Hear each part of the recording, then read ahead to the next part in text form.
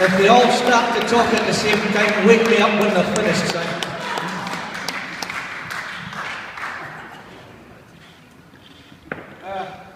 Yeah. Well, I'll start and then go on.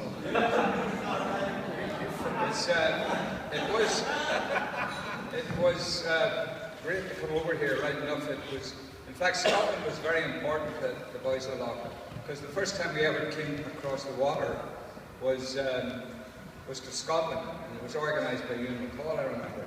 And we used to take the piss out of cattle, because at that time the hierarchy, Catholic hierarchy in England allowed you to eat fish and meat on a Friday.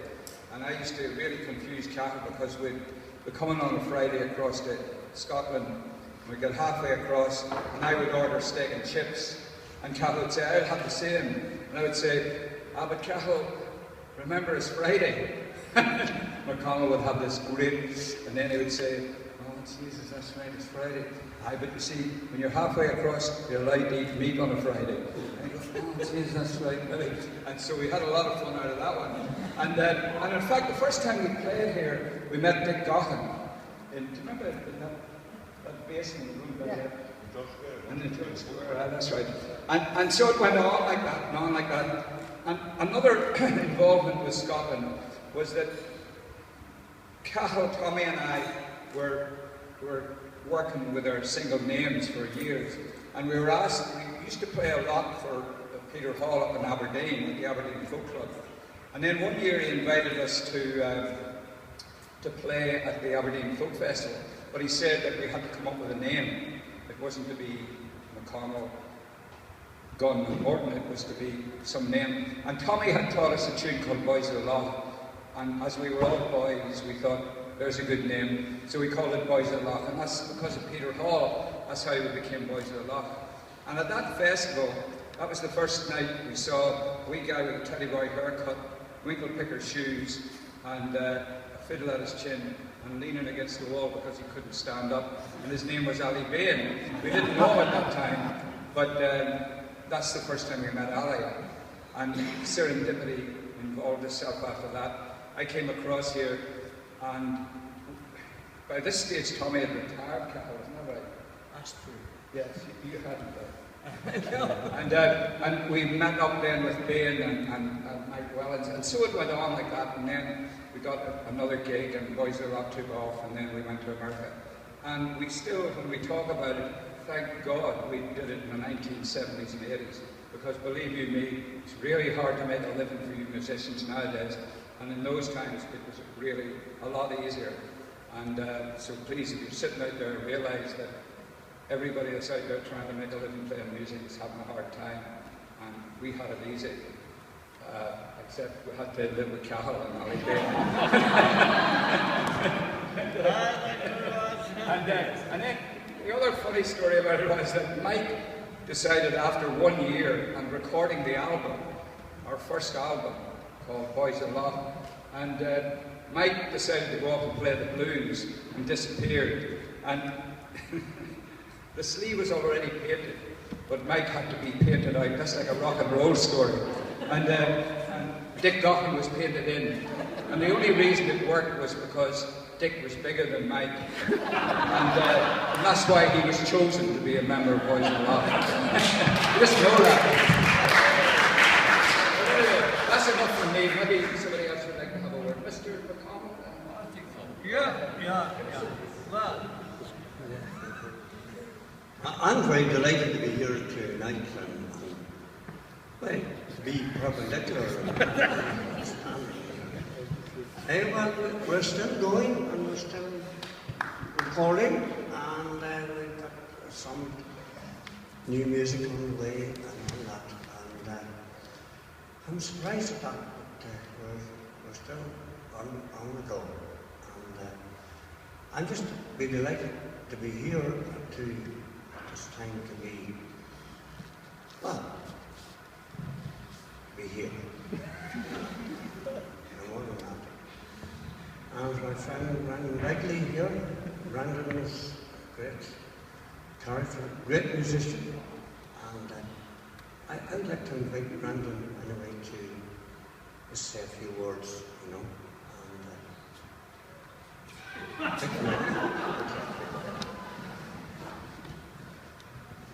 How could I follow that?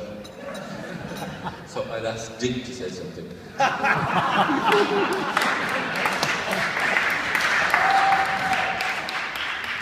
I was there.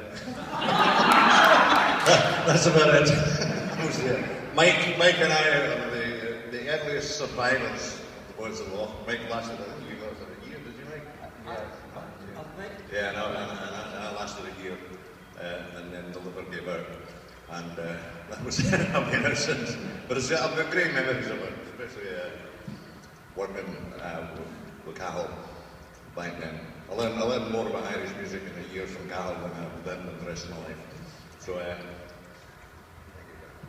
Mike, one say Yeah, well, most of them have said anything, but everything, should I say. When I first met Kathleen and Robert in Falkirk, it was quite special. When Al and I were sort of playing as a duo at that time, we just sort of came together and had a few tunes, and it's like, it just worked out, and we sort of got together and played for a year. I joined them, but my mind was somewhere else. It was away in the Mississippi Delta, and I think it was my childhood, or my teenage years, growing up on the Scottish borders, going to Cool's record shop in Gabashills with all my money from paper rounds and message rounds and stuff. I did everything to buy these wonderful folkways records from the States, and listen to all these great blues men like, Sonny Terry, Brown McGee, Muddy Waters, John Lee Hooker, and I just got hooked in that. And it was a mixture. I meld with lots of different kinds of music. I don't know if you guys know that, but when I'm not doing the blues thing, I'm playing Scottish dance bands. I was a drummer. I started off playing when I was 13 in the Scottish dance band in the Scottish Borders and Border. Dickman's band and the Bluebell dance band. The days when you had whisk drives. Do you remember the whisk drives? Absolutely. Pottage meat sandwiches and all that kind of thing. We had Tilly lamps in the village hall. The first half, people couldn't be dancing, the gay gardens was kept bumping into each other because the lights were going. Anyway, I've got loads of memories. 40 years, I just played the Edinburgh Folk Club, which I kicked off seemingly 40 years ago, just on Wednesday, and it was a wonderful evening. This is a wonderful night to be amongst lots of old friends. Will Starr, I remember seeing Will Starr in the public hall in Lough when I was a youngster. Him and Robert Wilson came. They both went to the Eagle Hotel at half-time and got totally drunk, but still delivered in the second half. And to be here tonight, to be honoured, with the boys of the Lough, it's wonderful. And I'm in my twilight years now, and it's a great occasion. And thank you all very much indeed. Thanks, Nick.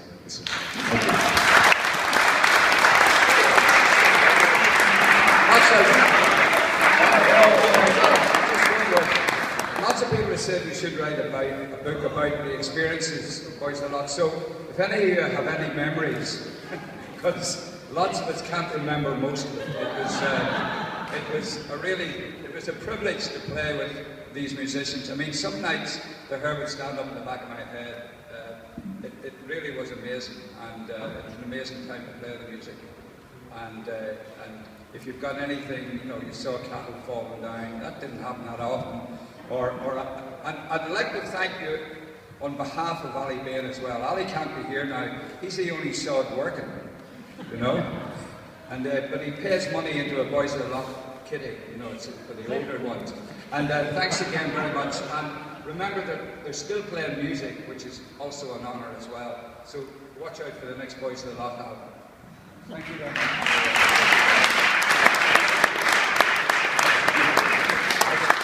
Thank you, gentlemen, ladies and gentlemen. The Boys of the Lough, past and present. Try not to get lost on your way back.